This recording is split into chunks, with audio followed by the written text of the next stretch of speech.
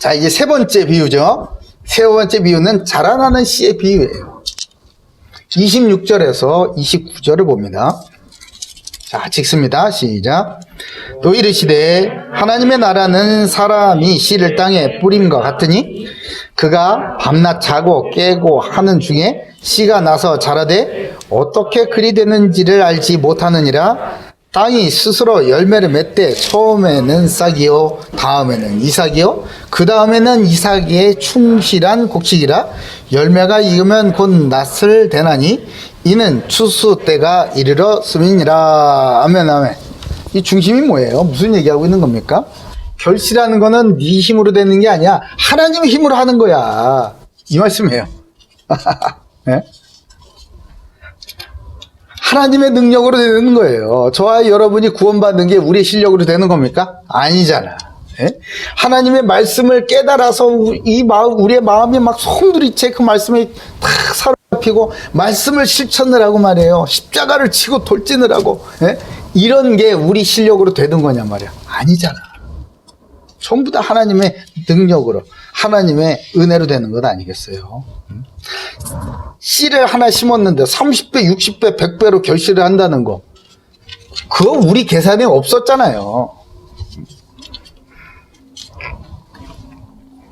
이 자라나는 씨의 비유는요, 씨에 뿌려진서부터 결실하기까지 생명이 자라는 것은 오직 하나님의 능력에 달려있다라는 것을 가르쳐주고 있는 겁니다.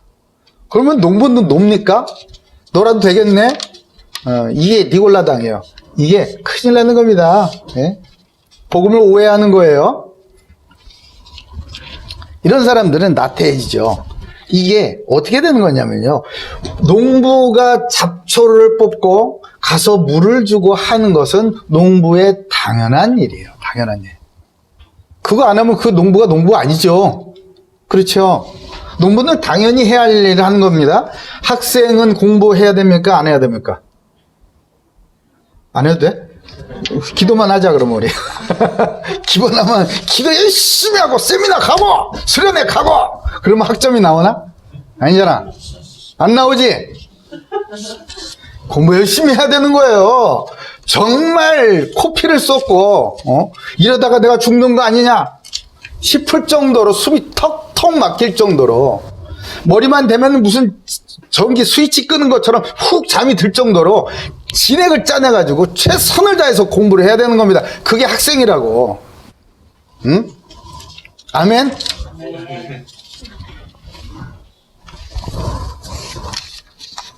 회사를 다니는 사람은 어떻게 해야 돼요? 열심히 그렇게 일을 하는 거예요. 이 일은 하나님께서 내게 맡겨준 사명이다. 나는 이것에 사람이 영광을 보이리라. 나는 이 일로 하나님의 영광이 무엇인지, 하나님의 나라가 무엇인지 이곳에서, 이 직장에서 보이겠다. 주님 나를 도와주시옵소서.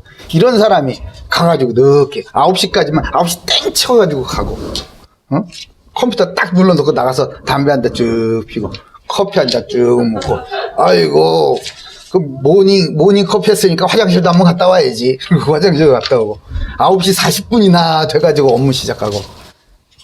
그러겠습니까? 그러지 않아요. 일찍 오죠. 일찍 오지. 오히려 1시간 일찍 오지. 그래서 9시에 출근 카드 딱 긋고. 아시겠습니까? 그렇게 한다고. 하나님 앞에서 일을 해야지. 하나님 앞에서.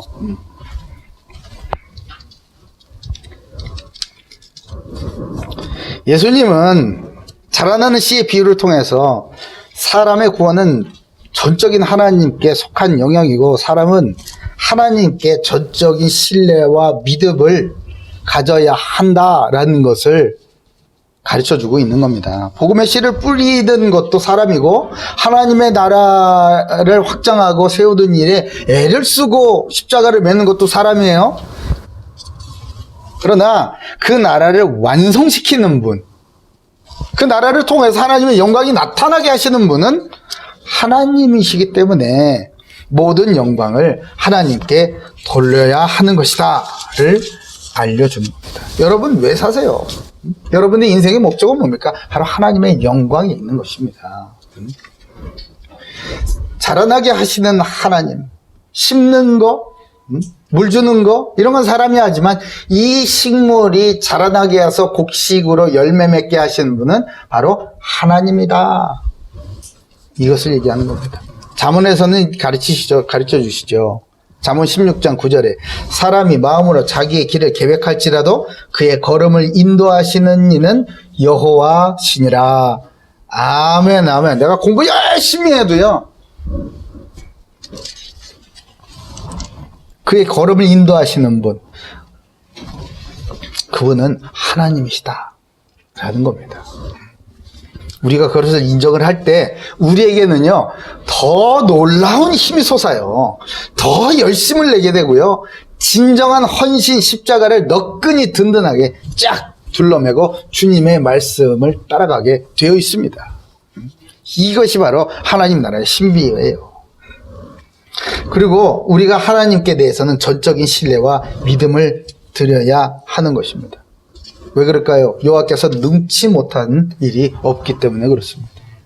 하나님을 기쁘시게 하는 것, 이것은 믿음이 없이는 하나님을 기쁘시게 할 수 없기 때문에 그렇습니다. 그는 그를 자기를 참는 자에게 반드시 상 주시는 이임을 우리는 믿어야 하기 때문에 그렇습니다. 농부의 기쁨이 어디 있어요? 농부의 기쁨? 농부가 씨 뿌릴 때 한숨을 푹푹 쉬면서 이게 되겠냐? 이러면서 씨 뿌리겠습니까? 아니면은 그 마음속에 야, 나중에 풍성한 알곡들이 그냥 이 밭에 꽉 차겠지? 지금은 흙바닥이지만 이 알곡 내가 하나 이 씨를 뿌리는 것이 하나님께서 은혜를 주시고 자라나게 하셔가지고 나중에는 여기에 꽉 찬 알곡들로 가득가득 차겠지 라는 기대와 소망을 가지고 기쁨으로 뿌리겠습니까? 다른 거예요. 멀리서 보면 씨 뿌리는 동작은 똑같을 거라고. 내용은 완전히 다른 겁니다. 한 사람은 한숨의 나라요, 하나는 하나님의 나라의 비밀을 누리는 삶을 살고 있는 거예요. 하나님께서 우리에게 하나님의 나라의 일, 곧 사명을 맡기실 때 우리의 능력으로 이루라 라는 말씀을 단 한 번도 하신 적이 없습니다. 하나님의 나라는 미래적인 동시에 현재적인 과정이기 때문에요. 충실한 곡식을 바라보면서 오늘 아주 작은 씨앗, 그 말씀을 우리의 밭에, 믿음의 밭에, 내 삶의 현장에다가 뿌리는 것이 바로 신앙생활인 것입니다. 그런 하나님의 자녀들에게 매일의 필요를 풍성히 채우시고 하나님 나라의 기쁨도 겸하여 누리게 하신 거예요. 사랑하는 고대교회 모든 가족들은요, 하나님의 말씀을 이루는 것은 내 힘과 능력이 아니라 오직 하나님의 능력임을 믿으시고 무엇을 하든지 하나님께서 누리게 하시는 그 곡식을 거두는 추수의 기쁨을 매일매일 누리시길 주님의 이름으로 축복합니다. 아멘.